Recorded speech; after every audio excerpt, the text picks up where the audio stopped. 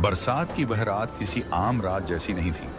आसमान पर काले बादल ऐसे घूम रहे थे जैसे कोई अदृश्य शक्ति उन्हें घुमा रही हो। हवा में अजीब सी ठंडक थी जो सीधे दिल के अंदर उतर रही थी।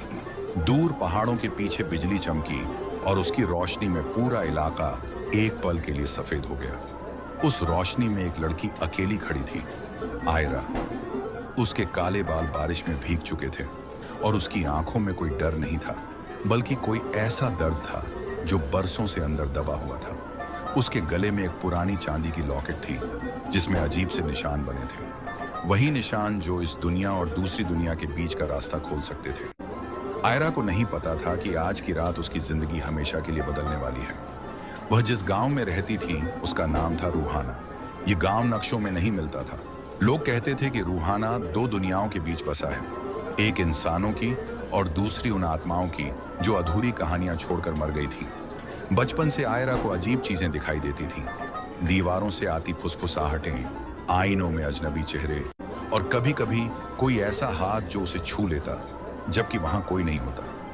लोग कहते थे वह पागल है, लेकिन उसकी दादी कहती थी, तू पागल नहीं है, तू चुनी हुई है। उस रात दादी की मौत को 7 दिन हो चुके थे और 7वां दिन आत्माओं के जागने का दिन माना जाता था।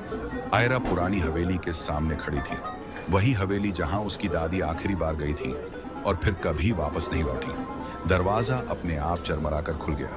अंदर घुसते ही ठंडी हवा ने उसे जकड़ लिया। दीवारों पर टंगे पुराने चित्र ऐसे लग रहे थे जैसे उसकी हर हरकत पर नजर रख रहे हों। दादी, आयरा ने कांपती आवाज में पुकारा। कोई जवाब नहीं आया, लेकिन अचानक उसके कानों में एक फुसफुसाहट गूंजी। तुम आई तो सही। आयरा पलटी। उसके सामने एक धुंधली आकृति खड़ी थी, इंसान जैसी, लेकिन आंखें पूरी तरह काली। तू कौन है? आयरा ने पूछा। मैं वो हूं जो तेरी मौत और तेरी तकदीर के बीच खड़ा है, उस परछाई ने कहा। आयरा का दिल तेज धड़कने लगा। तभी उसके लॉकेट से नीली रोशनी निकलने लगी। वह रोशनी उस परछाई को छूते ही उसे पीछे धकेलने लगी। तू वारिस है, परछाई कराह उठी। रूहों की रानी की वारिस। मैं कुछ नहीं हूं, आयरा चिल्लाई। मैं बस एक साधारण लड़की हूं। नहीं, आवाज गूंजी। तू वो है जिसे दोनों दुनियाएं चाहिए। अचानक जमीन हिलने लगी। हवेली की दीवारों से सैकड़ों आत्माएं निकल आईं। कोई रो रहा था, कोई चीख रहा था, कोई बदला मांग रहा था। आयरा घुटनों पर गिर गई। दादी, मुझे छोड़कर क्यों चली गई? उसकी आंखों से आंसू बहने लगे। तभी एक जानी पहचानी आवाज आई। क्योंकि तुझे तैयार करना था। आयरा ने सिर उठाया।